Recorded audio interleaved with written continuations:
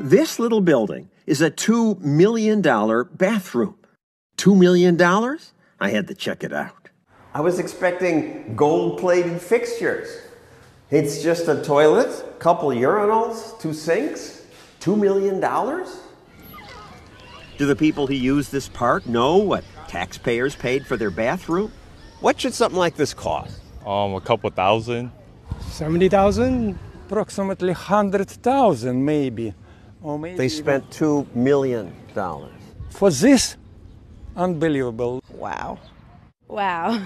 You could buy a nice house here for $2 million. Price, yeah. You could buy a big house here. You can. This to buy a house was advertised for much less. It has 6 bedrooms. In the millions for this? This is ridiculous. Where does the money go? Good question. Everything costs more when government builds it. Washington, D.C.'s Visitor Center was supposed to cost $265 million. It ended up costing $600 million. The Veterans Affairs Medical Center near Denver was projected to cost $590 million. Now they estimate $1.7 billion. Government spends more because every decision is tied up in endless rules. Minority outreach, wheelchair access, zoning rules, and much more. Your department puts out a statement. The current estimate to build a new bathroom is $3 million. It is now approaching, in some cases, going over $3 million. Mitchell Silver is New York's Parks Commissioner. This is the most expensive market in the world. So $2 million was a good deal here? $2 million was a good deal. We build these conference stages to last. But you can buy whole houses in that neighborhood for less than what you spent on this bathroom.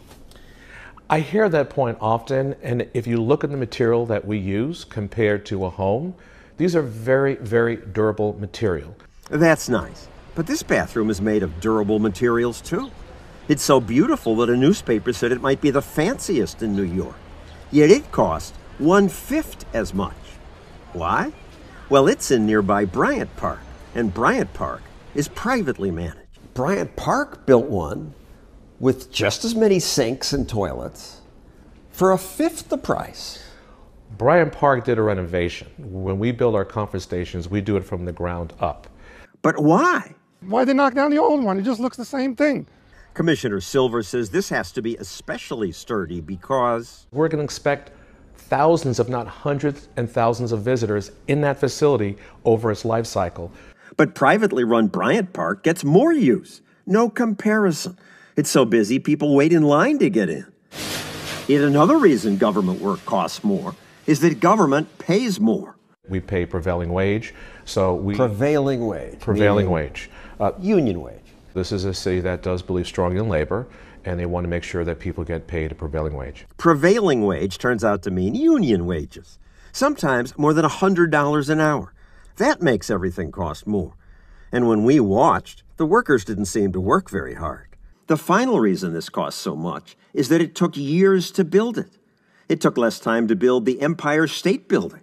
We've now saved 5 months out of what used to be 4 years, 5 years for a project.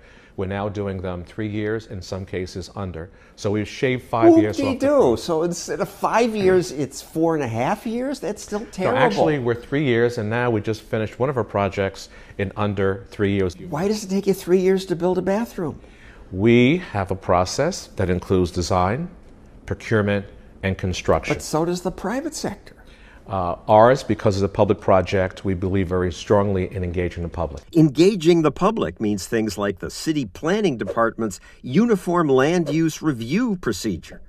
Try doing something quickly while following these rules. Clearly, private sector does not have to go through that same process. And this is a good thing, the public process? All these meetings? Oh, yes, it's a good thing. That's a ridiculous amount of money. One little building, $2 million. That's government.